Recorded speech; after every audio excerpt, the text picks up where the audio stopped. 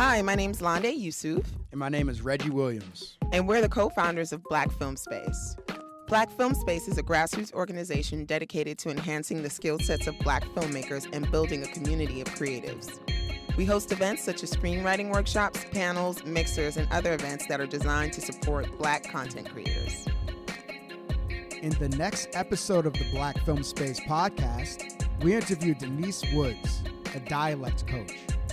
Denise has worked with Mahershala Ali in Green Book and True Detective, Cynthia, Erivo and Harriet, and Will Smith and Ali.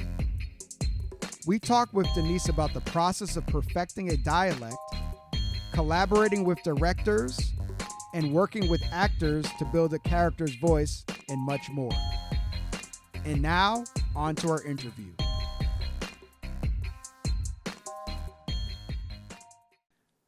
All right, Denise, thank you so much for joining us on the Black Film Space podcast. How are you? Wonderful. Thank you for having me. Of course. Thank you for taking time out of your day to speak with us. My pleasure. We are really excited to speak with you as you are a professional dialect coach. Mm-hmm. And hopefully by the end of this, we can get some tips on our own podcast. That'd be amazing. Sounds great. But as a dialect coach, can you explain exactly what your role is in telling the story and what you do on set or before set? Well, actually, it does start before we get to set. And I liken it to what the set designer or costume designer or sound designer, all of those elements, the visual elements of a film and the sound elements of a film, how the characters sound is equally as important as those other elements. So essentially, how the character sounds is just as important as how the character looks. And so what I do is I go in with the actor and we sort of curate a particular sound that they feel the character would have based on several things, based on where they're from, based on their educational level, based on their parents, their community. Lots of wonderful external influences go into crafting the way a person sounds. Age, for instance, culture, background, race, all of those wonderful nuances go into it. If it's a period piece, really the dialect really does evolve as periods evolve, as cultures evolve. I'm pretty much a historian. I take a historical approach to this because the way people sound, say, before the automobile or before the advent of the railroad, because people didn't have a way of getting around, going from one neighborhood to another. And so they were very insular and stayed in their communities, and pretty much everybody sounded the same. And once people started traveling outside of their communities and started being affected and influenced by other communities, and even educationally, started getting out of their communities to travel to university and colleges all around the country, dialects change. And so the influence in a historical context is really what really tickles my fancy. I mean, all the other things are great to talk about the cultural specificity, but the cultural racial specificity in the context of history, what was going on during this period, and we really sort of dissect why people sound the way they do. And like I said, it's a myriad of reasons, but it becomes very, very complex and very interesting when you really delve into it in a historical context. Yeah, I always wondered how historians and how you know how people sounded maybe like 200 years ago, where I'm pretty sure there wasn't technology that could record voices. So how do you determine how the accuracy of that? What a great question, because that's what I love doing. let's take African American, Southern Texas, say African Americans in Texas, and I'm doing a piece set in the 1960s. And I'm looking, actually, let's go back, set in the early 1900s. Actually, what I'm going to do is I'm going to give you, I started the dialect work on The Harder They Fall, the new Idris Elba movie that's being shot now in New Mexico. I didn't join the movie once once they started up in post-COVID, because I just didn't want to take the risk of, being on set at this juncture. So but I started the film, I prepped everybody, we were there, we shut down 4 days, before we flew home, 4 days before we were scheduled to shoot the film. So we were right there ready to go. These people in this film, it's set in 1890. And so clearly, some of them African Americans, it's set in New Mexico. It's a Western kind of vibe. So people are nomadic. Black folks are coming from all over. Some are coming from the South, escaping slavery, escaping the Reconstruction period, because if it's the 1890s, it's actually post-Reconstruction, and it's just before the lynching period.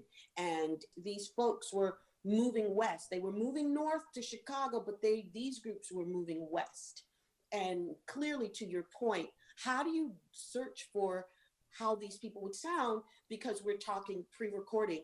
Recordings started happening around the turn of the century, Edison, but that was in New Jersey, and they were white folks. And so a Black person in the South didn't have access to recording devices. So the most we would see is a photograph, a grainy photograph of that period of someone, but clearly no recordings. And so these people, as I said, are coming from the South. Some of them are coming from the North to forge westward for new opportunities. Where do you go? I go to older people for whom they were raised by their grandparents. Sometimes I go to slave narratives that are currently in the Library of Congress and listen to those. I was the dialect coach on Harriet, and those kinds of narratives and the specificity of where she was in Maryland, that was easier to do because I had all of that wonderful anthology of these sounds and these people, albeit they were old, but it was still like a blueprint. This 1890 was not easy. There were no blueprints. And so therefore the actor's imagination has to come into play. And the resources that I then go to are, even though these are not old people, I go to older generations, because the older generations will remember what their grandparents sounded like. And their grandparents and great grandparents are the people that we're talking about. And so those older generation, the great grandparents of your great grandparents, my grandparents, would be the good sample of what those people would sound like, because they are closer historically, chronologically, and culturally to those people. So that's where we start. Does that make sense? Yes. Got you. It's fun. No, it sounds like a ton of fun. It sounds like there's an integration of like being a historian and of dialect culture. I feel like an anthropologist. Yeah. I think the reason why, if you look at my background and my biography, people often wonder, do you only do Black films? Do you only do Black people? Aren't you a dialect coach? I say, I do everything. I really do. It's like a musician who can play all genres of music, but they prefer jazz because they just feel it. And that's what I say. Not just African American, but any dialects of the African diaspora, I am fascinated with. Anywhere on the planet where Black people were, I want to know how they sound. Right. And it's just in my DNA. I just gravitate toward it. And clearly I do everything. because I know the International Phonetic Alphabet. I know there's a phonetic sound for every sound that we utter. There's a phonetic symbol. There's a musical notation for every sound that you sing. Every musical note has a notation. The same thing holds true for how we speak. And again, it's more than the sounds. It's the rhythm. It's the inflection.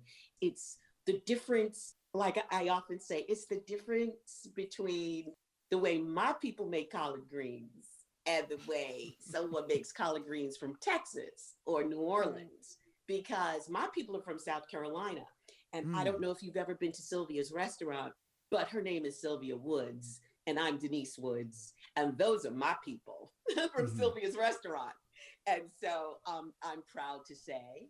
And so it's just fascinating to me. We are of Geechee Gullah roots. Yes, girl. Yeah, yes. I'm fascinated with that region of America. Isn't it fascinating? Yeah, it's incredibly fascinating. I'd love to hear about how you get someone who has a totally different accent, totally different dialect to where their character needs to be at. We start with listening. It all starts with your ear. Okay. And I develop people's ears first. And some people's ears are more developed than others. My ear is developed because I was an opera singer. I sang with the New York City Opera when I was a child. Before I was an actress, I wanted to be an opera singer. And I studied opera. And what happened was I read my first Shakespeare play, understood it, got it, and went, oh my gosh, I have to do this. I have to do this. And so I went to the High School of Performing Arts, and then I went to Juilliard, but in the drama division, for acting, not for voice. I got into the High School of Music and Art for voice, and I chose performing arts for drama because I just felt a connection to words and language. And so I give you all of that background to say that I have developed my ear over the years. And really, the development of my ear started around my table on a Sunday after church. We would sit around, have dinner like we do, 2:00 after church. You come home, you have that Sunday meal, everybody's around the table. And my mom is the perfect mimic. We got it from my mother. We would mimic everybody at church and we would devise routines. It was our wonderful way of entertainment, Sunday afternoon entertainment. We had everyone down. And it was my mother who initiated it. So it was really a family thing where we would just, I don't want to say mimic or imitate, because we didn't just have their voice, but we had their physicality. We would just go in and devise these people. And church was our playground because there were characters in the Baptist church.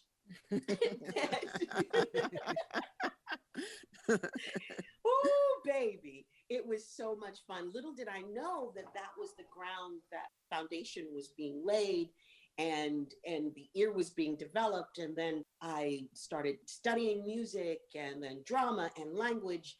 And so all of that, it is the ear.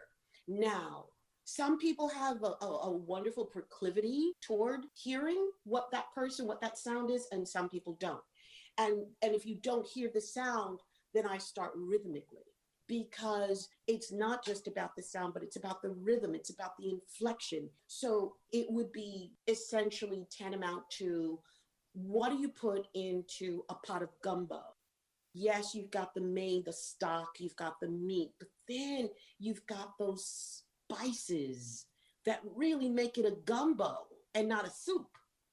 You know what I mean? Mm-hmm. So if you've got the stock and you've got the chicken, that's a soup, but you put in those spices. And so we start with the spices sometimes, because sometimes people can't get the main stock or the main basis of the dialect. And you start with the visuals. You start with, sometimes, believe it or not, I start physiologically. And I did this with Mahershala Ali in Green Book, Dr. Donald Shirley, to find that erudite way in which he spoke and that rhythm of speech that was ostensibly African American, but one who was a prodigy, one who was world traveled. And to get that, I just said to Mahershala, what I want you to do is I want you to lengthen your spine. I want you to think that you're a marionette and you've got a string coming from the top of your head. And I want you to feel as if you're being lifted and pulled up from the top of your head. And I want you to create that space in your spine and in your neck. And it just sort of lifted him off of his hips. It lengthened his spine. It extended his head up. And out of that came this kind of voice that when it happened, I started crying. He said, "Oh my God, Denise, oh my," he just created this space, this grand kind of voice came out of that cavernous space that he had just created physiologically. And like I said, I started crying because we knew that moment he had the character and he never looked back. Wow. Yeah, I know. It's amazing. I'm assuming that this person would have to have some level of exposure or existing, connection to the characters, which would make your process the great thing about doing a biopic is you actually have footage. A contemporary biopic. Right. And you actually have footage that you can listen to. And it's a blessing and a curse because the blessing is you've got footage. The curse is you've got footage, meaning you've got to stick to what this is. You've got to stay within the lines. You've got to color within the lines as much as you can. And so, yes, it helps when you come to the table with a sense of craft, but it's basically the same as teaching a musician to play and he can play by ear and he doesn't read music, and his performance is equally as beautiful as, and sometimes more beautiful than the musician who reads music. And so he comes in with little technical proficiency, but there's more that gut kind of raw energy that a person brings to the music. And the same holds true with this work. I mean, most of the actors that I work with now come to the work with a level of training, either in conservatory or in MFA program or acting school. In this day and age, very few people come to this game without having some chops and craft under their belts. And so any acting teacher worth their mettle will say, you've got to have voice training as well. And so even if they don't go to conservatory, they study acting privately or in a group setting, locally, a good acting teacher is going to say, develop your voice, develop your vocal chops, and they do. And so yes, to answer your question, most times people come to the table with some knowledge of this. But again, if you have no knowledge of this, I taught kids, how do you teach kids? Okay, no knowledge of this, no craft, because I tell parents, do not put your kid in an acting class. They have their entire career to train. Let their natural raw talent come through. But then how do you work with a kid that has not trained? And what you do is you use your imagination. It's imagination. I say really good actors are actors who have childlike imaginations, who really think outside the box and who color outside of the lines. And it's that kid that the teacher had to keep saying, will you sit down? Will you be quiet? It's that kid, that makes the great artist, the one that's pushing the envelope, constantly asking questions, So, and by the time they get to film, these kids really love pushing the envelope and love play. And that's all this is. It's just play. Just imagine, so yeah. Got it. Awesome. You've talked a lot about developing an ear. I'm wondering if there is a limit. Do some people have a limit to what they're capable of doing with their accents?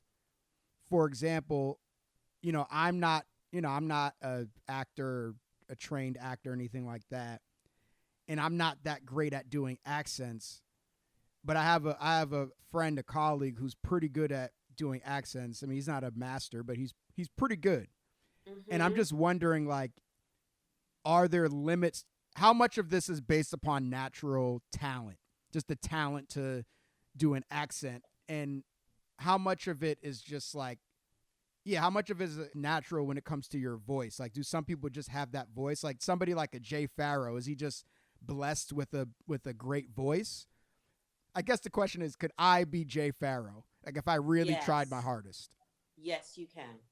I say that because I wholeheartedly believe that you be the best you that you can be. So you don't have to go after someone else's greatness. Develop and go after your own. And so it really does not depend on raw talent, because I have seen actors who have, as we say, raw talent, and they still have that raw talent in their living rooms. And I have seen major stars who have wonderful careers develop that, let's say, modicum of talent. And just by doing it over and over, and the commitment to craft and study and putting in the time is, in my opinion, it outweighs raw talent. Now, if you get both of those elements, if you get raw talent and that undeniable work ethic, then you got a phenom, because it's the raw talent meets the impeccable work ethic. And then let's add a great humanitarian, someone with a great soul and heart. Those three, then you have genius. Then but those three components don't have to exist in an artist. I mean, I've worked with people who were narcissistic and could care less about the artist across from them if it didn't pertain to them. And they were brilliant because they work very, very hard. They work very hard. And so I really think it's a trifecta. And I don't necessarily think that one is more important than the other. The humanitarian in a person outweighs the raw talent, or the diligence to craft outweighs raw talent. It really just depends on how much you want to give to this craft. Mm-hmm. How much you want to sacrifice. Yeah.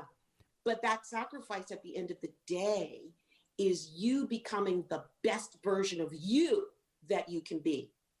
And when I say that hard, that work ethic is not just on craft. That work ethic is on business too. How do you market yourself? How do you know what is your best? How do you know to say, I am really good at this. I'm okay at that, but I really want to get good at that. And then you go, I really want to get good at that, but this right here, right now is going to be my bread and butter. And so while I do this, it's spinning plates. While I'm doing my bread and butter, I'm going to work on the thing that I've always wanted to do. And so these plates are spinning. And the people that can navigate that can really sort of work on the craft while they're working on the business of acting and sustaining themselves as professional actors and continuing to push the envelope to make them better actors, as opposed to staying in the safe zone, but pushing themselves to further that need to play in the sandbox they become really, really good actors. Really good actors. Mhm. It's being courageous as opposed to saying, well, I don't have a natural talent for it.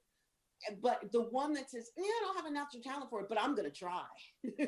And I'm going to get good. That's Will Smith. And I'm going to work. That's I'm Will gonna, Smith. See, and this is another thing. I'm going to work on this before the opportunity comes. Because a lot of people wait for the opportunity to come and then they work. And that's no. You work now. You work now. And so if you say, I have actors that do this. They say to me, Denise, these British actors are coming here doing American acting dialects. I want to learn the British ones. And I'm like, I'm not mad at you, sis. Come on, let's do this, you know? Wow. That's awesome. Yes. Awesome. Yes. I have several American actors that say to me, Denise, I want Cockney, I want British, I want Caribbean. Yeah.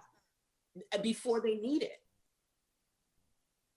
And when I say Caribbean, cool. You know, we can break that down to Trinidad and Jamaica because they're totally different, as you know. Because I totally go to Trini. You know, people say to me, no, that's not Jamaican, girl. That is Trini. You know, because it's a little bit sing-songy, you know. So it is. Yeah, it's more sing-songy. And again, why? It's because of the Indian influence in Trinidad. Yeah. You know? I love this stuff. I love your energy. Reggie, go ahead. You had a question? I'll ask it later because it might blow up the whole interview. So I'll ask it towards the end. Okay, all right. Oh, go ahead. Go ahead. All right. Well, I have a question. One quick question. On average, how many hours do you spend training someone, especially someone who's a novice, to do this? You know, okay, that's great. And the reason why I laugh is because I don't just do dialect training. I do voice work. Okay. And when I say voice work, sometimes people talk like this and not all of your characters speak like that. What I tell people is I give people choices, vocal choices, speech choices. So I never say something is good, this is bad. This is the way Americans speak. What do you mean this is the way American? Oh, this is standard American speech. By whose standards are we judging? You know, so I never come in to the table with good, this is good, you know, white people speak well, black people don't. Oh my gosh. Oh, how many times have I had to debunk that notion when African American brother or sister comes in the office? I'm like, oh no, boo. We are not going to even entertain that notion. Right. Not here. Right. And this is to answer your question. What I do is, and it's the reason why I'm so blessed in my career, because I give away a lot of sessions to particularly actors of color, but not just actors of color, but any actor who cannot afford to study like this. I give it away.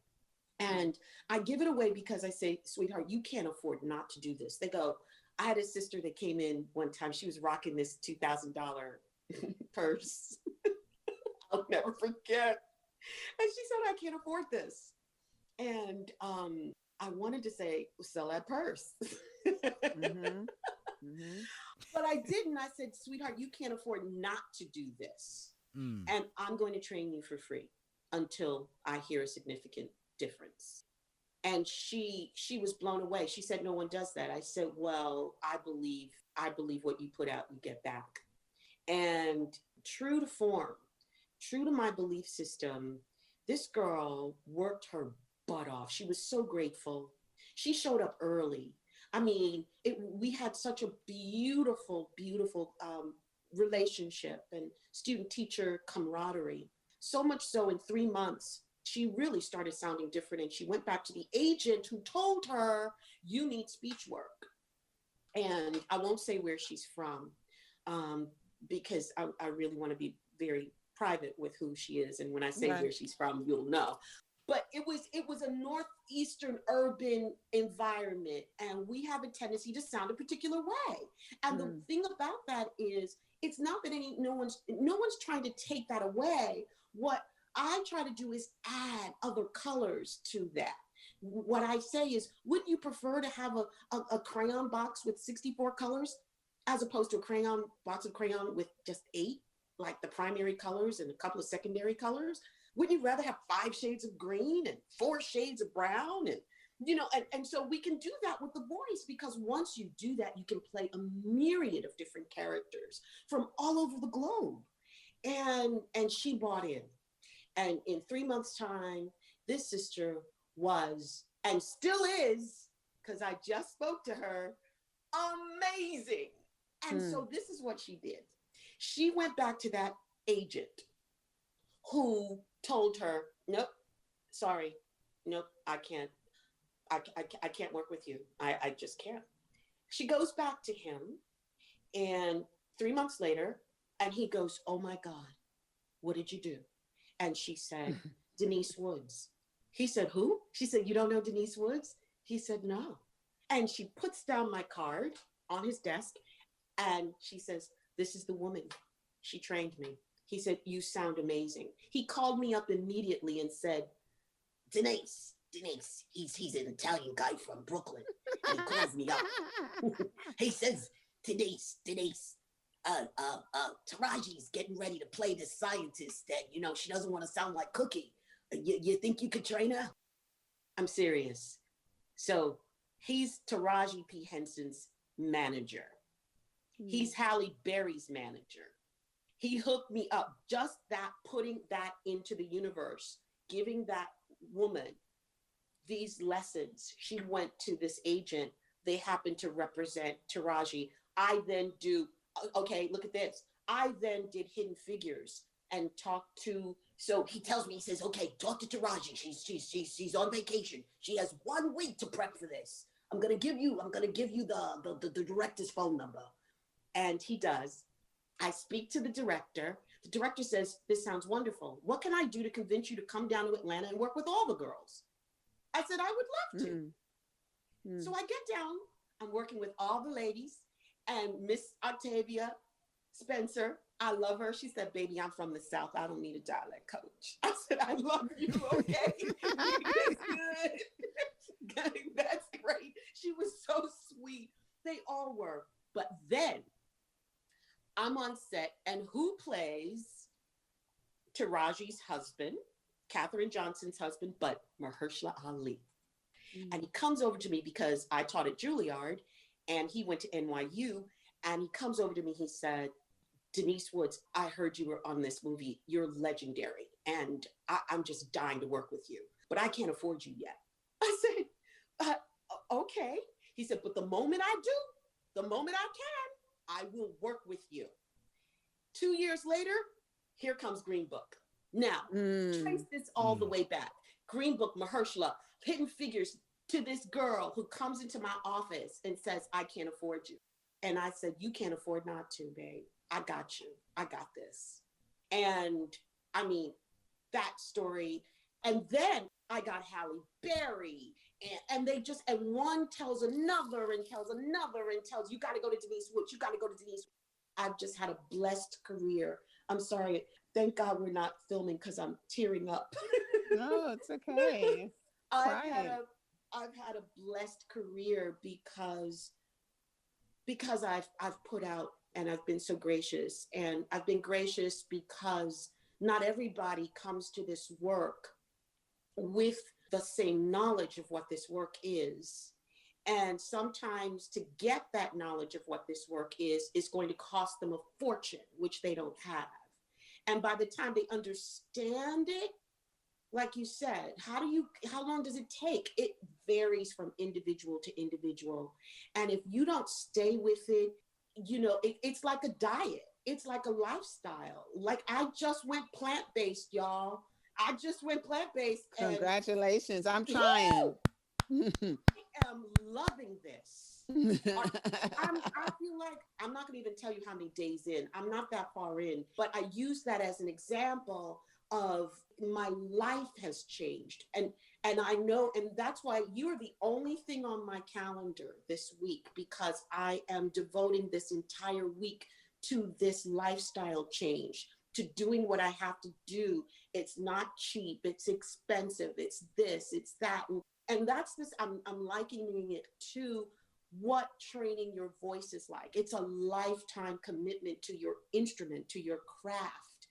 Mine is a lifetime instrument to my health. It wasn't vanity. I was like, girl, I need to lose 30 pounds. It wasn't that. It was like, girl, I don't want diabetes. I don't want hypertension. Yeah. So it's that lifelong commitment that I've made, that actors make to their craft. And it really pays off. It really, really does, because you're so much more facile. You have the facility to do so much more.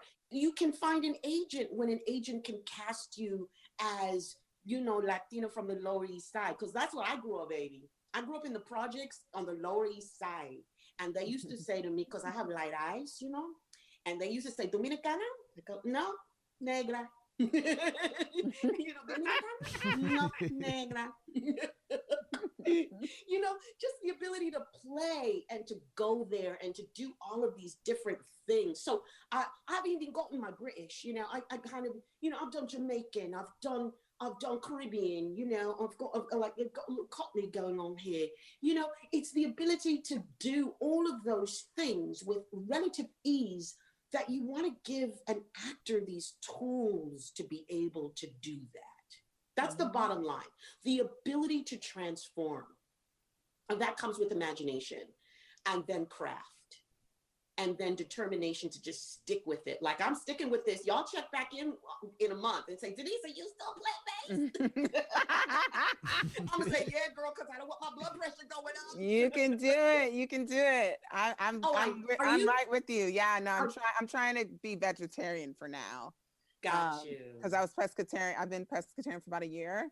So yes. So now we're you know, I'm going into being a vegetarian, and then slowly, hopefully, I can become vegan by 2020. Yes. Yeah. See, I was trying to do it that kind of gradual way. I am cold turkey. You got, and see, the gradual for me is cheating. Cold turkey, boo. I got you. I can't. Anyway, so but I digress. But I was using that as an example, as an example of what you put in, you get out in the universe. In the universe, not just in my body, in my mouth for my health, but in the universe.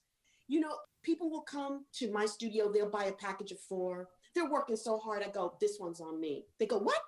I go, this one's on me. They go, no. I go, yep, it's on me. So you got one more. You know, and it just comes back. It really, really does, because it really, and that's why I throw them in, because it, especially when I see a person is working and I know their money is tight, you know, I cut them a break, because it's a real commitment to this work. So when you are working with actors, or whether it's a public speaker, or whoever you're working with, what is your style in regards to directing them? Are you offering suggestions? Are you kind of making it feel as if they're coming up with the idea? Or are you just saying, this is what you need to do? Or is there something else I'm missing? Like, what is your style? Darling. These are excellent questions. These are great questions. Without giving away too much, because I've just written a book. Shameless plug here. Thank you. It's called The Power of Voice. And Mahershala Ali wrote the foreword. Awesome. And Halle Berry contributed to the book. Soledad O'Brien contributed to the book. So I work with broadcast journalists, a brother who's a CEO of a company who was on the board, he was the CFO, he was the chief financial officer, and the board members told him that he wasn't articulate enough. Heard that before, y'all? Heard that? Have you heard that before? He wasn't articulate enough. And this brother has degrees up the wazoo and is extraordinarily articulate. And he's just a math and science guy. He's a numbers guy. So he doesn't speak like me. I'm an artist. You can tell the way I use my voice. My niece, who's now 39, when she was 4, she asked me at 4, why do you talk with so much emotion? At 4. And I said, because I'm an actress, darling. I'm an actress. But not everyone is. And so just because you don't speak like this doesn't mean you're inarticulate. And so what does that mean? And so he's in the book, and he did make CEO of the company, of this Fortune 500 company. And we really worked on just different presentational skills that unfortunately in the workplace, an African American needs to always prove themselves. Because I said to him, I said, you know, if you were white, this conversation would not be had. We would not be having this conversation. He goes, oh, of course. I said, oh, okay, we got that clear. You know, the double standard, you know, that you don't take for granted, that the reason why the man is a quiet man, he's a thinker, he thinks, he's more pensive. According to them, he was inarticulate. So he contributed to the book as well. And the reason why I bring all of this in, it's called The Power of Voice. I have a transgender woman that contributed. I've got the spectrum. I contribute my story. And that's how, to answer your question, that's how I start, because I start from me. I gain people's trust by telling and showing, illustrating my experience, my journey through this speech maze that has a tendency to be quite Eurocentric and racist, you know, and the paradigms are these ivory tower standardized paradigms that are now breaking down. Because the one other thing on my week schedule, in addition to doing my vegan stuff, not vegan stuff, plant-based stuff, is I'm doing a town hall meeting at Juilliard tomorrow, not just for the African American students, but for the entire community, to talk about the approach that Juilliard has had to speech for decades, and how they are going to change the conversation around speech, the terminology, the curriculum, what they're bringing to the table in terms of the reading lists. The whole curriculum is changing, and I'm going to be a part of that conversation, and I'm grateful for That's that. dope. That's amazing. Yeah, it really, really is. I mean, the kids, the students at Juilliard, I haven't taught at Juilliard. I left Juilliard in 2000. I started teaching at Juilliard in 92. Viola Davis was on her way out when I was coming in, so I didn't teach her, but I taught Anthony Mackie and a host of wonderful African-American actors, and Jessica Chastain and Sara Ramirez were my students. And it was tough. It was a really, really tough environment in this ivory tower approach to Eurocentric approach to what good speech is.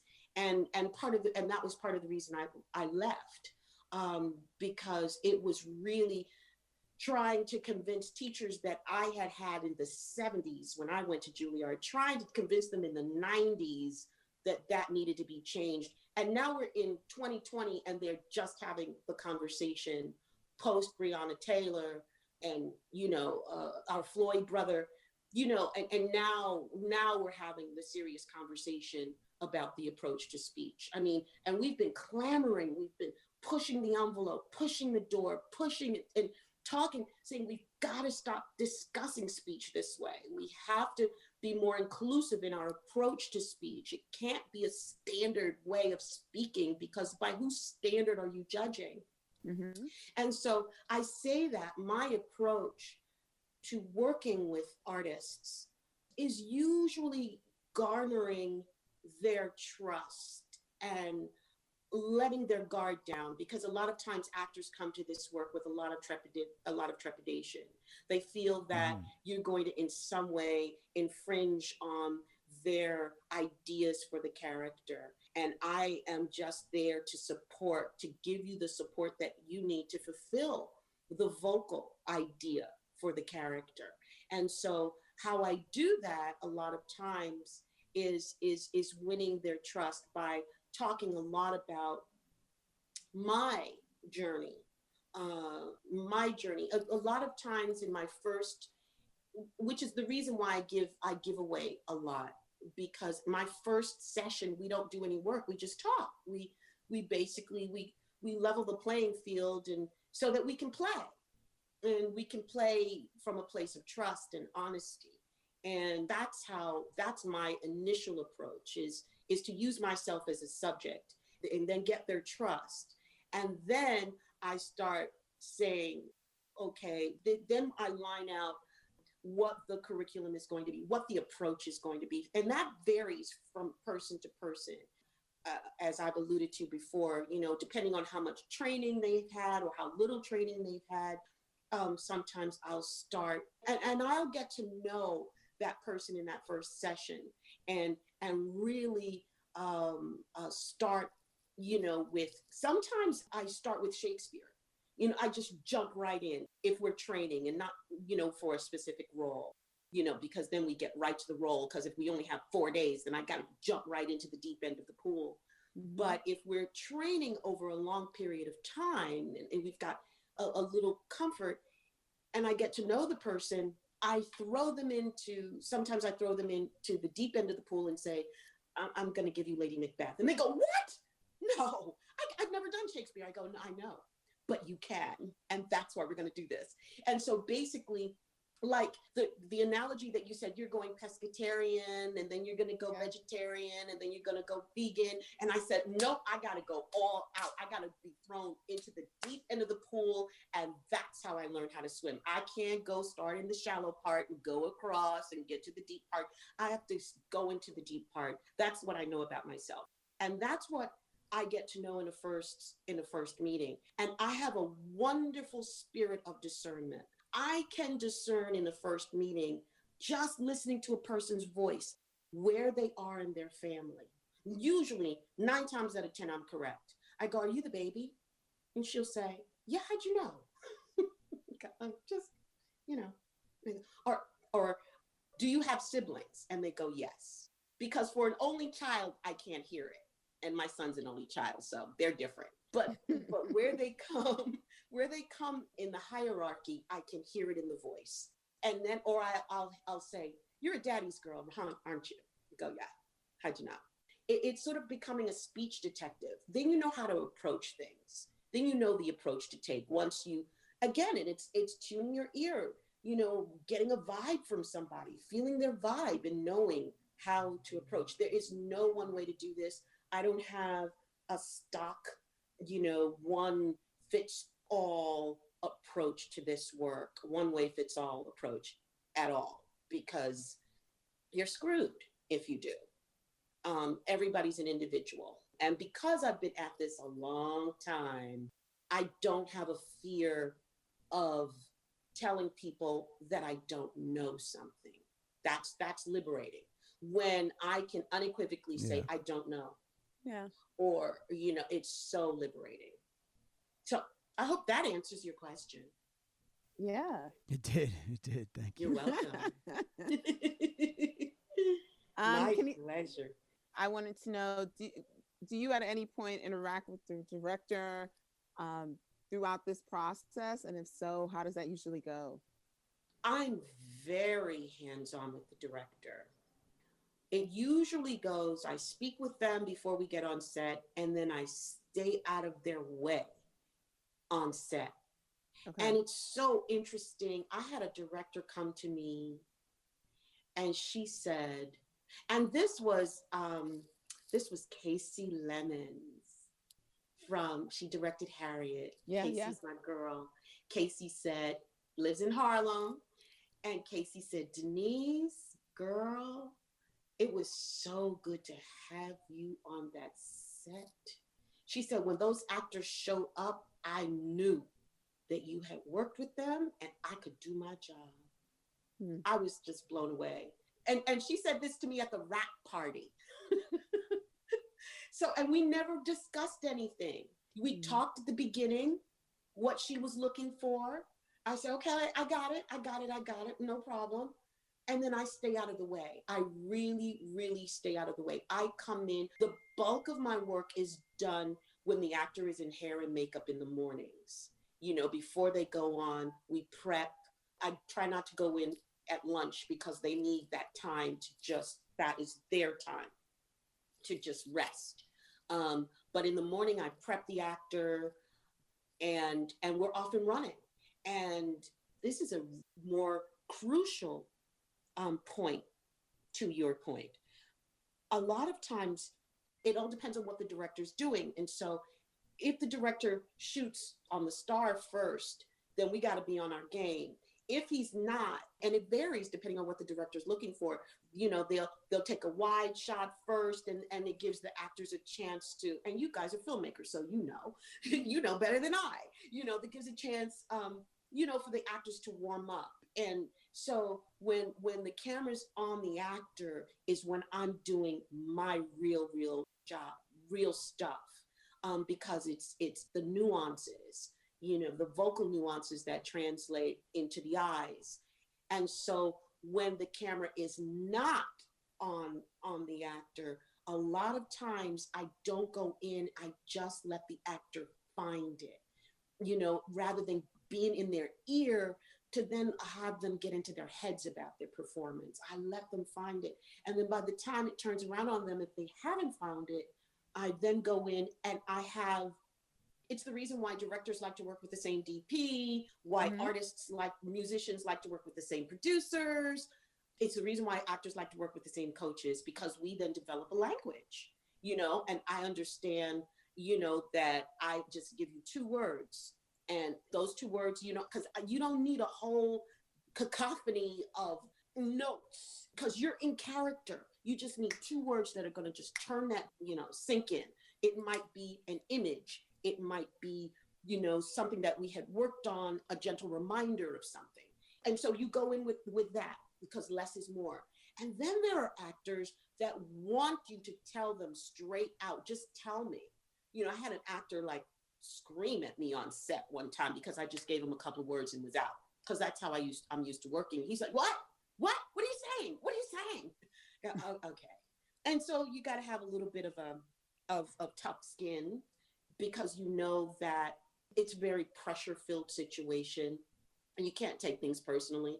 Usually people don't go off on me, but when they do, admittedly, I just go, Denise, it's not you. It's the situation. And then one time it was me. One time I showed up to set and I was coaching a white actress and I was the only person of color. Maybe they had one person, one grip, maybe. One black grip, that's it, and me. And so I show up to set and this white guy looks at me because she showed up with her dialect coach and her acting coach. And I was the only black woman and only second black person. And he looks at me and I said, this is going to be trouble. The way he looked at me. They did the first shot. He said, cut. And he looks at me and he said, does that sound like a fucking New York accent to you? What? I said, it fucking does, because I'm from New York, motherfucker. And everybody went. Well, needless to say, I was fired. And I don't care. Because I said to my agent, if you don't stand for something, you'll fall for anything. And so I'm not having it. I'm not having it. I told, and then I said, it does, motherfucker. I'm old enough to be your mother. That's what I told him. I'm old enough. This was 20 years ago. So I was in my 40s. I'm old enough to be your mother. Don't you ever. I said, nobody talks to me like that. This is a New York accent. I'm from New York, motherfucker. Brilliant. And I went there. Anyway, I was fired. Yeah, no, that's incredibly rude and obnoxious. Oh my gosh. I'm sorry. Am I cursing? Is it? No, That's cool. It's fine. It's fine. But I'm cursing in the context of the story. Yeah. No, it's totally fine. Yeah. So to your point, it all depends. You kind of go in and you feel the situation out. You know that I am here to help everybody. I am not here to star. This is not my show. I'm here to help the director. So how much help or how little help, the director will let me know, or one time a director let the first AD, he comes to me, he said, the director said that don't be so finicky with the dialect because we can get it in post. In other words, he wants me to stay out. He goes, yeah, please. I said, okay, no problem. But again, it all depends on what they're looking for. So, and on set, I typically hang out with the sound guy. I'm sitting there with the sound person, sound woman, sound guy, sound woman, because I've worked with some fierce sisters and in sound. And if I'm not with sound, I'm with hair and makeup.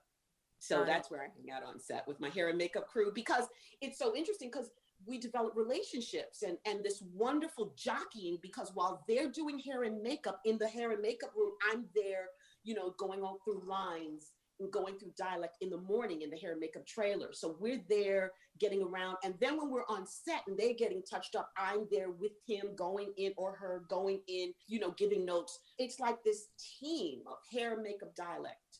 And my hair and makeup crew on several movies are my ride or die. They've become my best friends. We have nothing to do, our crafts have nothing to do with each other, but we work as a team because they're doing the look and I'm doing the voice, and it's great.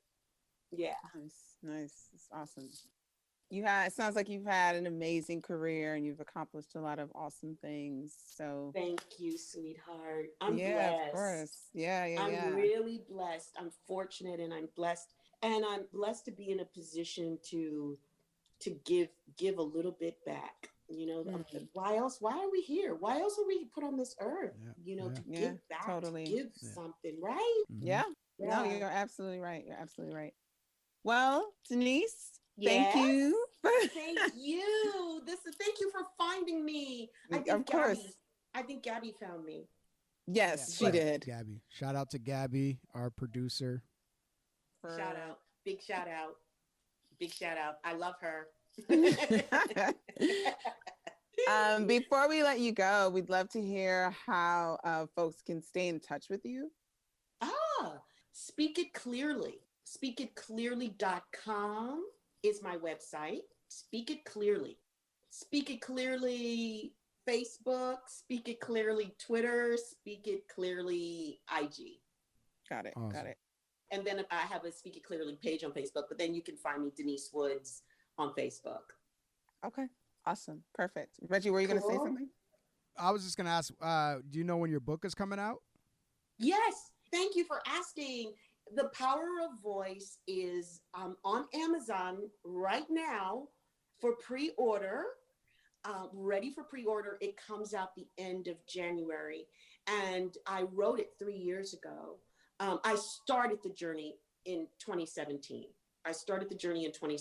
And it's been wonderful. I got a great publishing deal with HarperCollins, and it comes out January 26th. And from the onset, they said, we never launch a book during an election year. Little did they know, thank God, what that 2020 was going to be what it is. How can a book compete with this? Who's going to launch a book in this? Unless you're Trump's niece or one of Trump's cronies. Yeah. How can I compete with those books? Yeah, totally. So, well, yes. Thank you again. We will definitely be in touch. Please do. Please, this was so much fun. Thank you for the wonderful, really astute questions that I'm sure a lot of people had the same question. You asked it, and I appreciate that. Thank you, Denise. Thank you. Have a wonderful week. Thank you. Wish me luck. Yes, I was going to say good luck with your diet. You can do it. You can do it. All right. Thank you, guys. Thanks for listening to the Black Film Space podcast. This episode was co-executive produced by Gabrielle Charles and Sino Gibson and was edited by Elon Pita. If you're interested in being part of our community and attending events, please visit us at blackfilmspace.com and follow us on Facebook, Instagram, and Twitter at Black Film Space. Subscribe to our email list and podcast. All right, see you soon.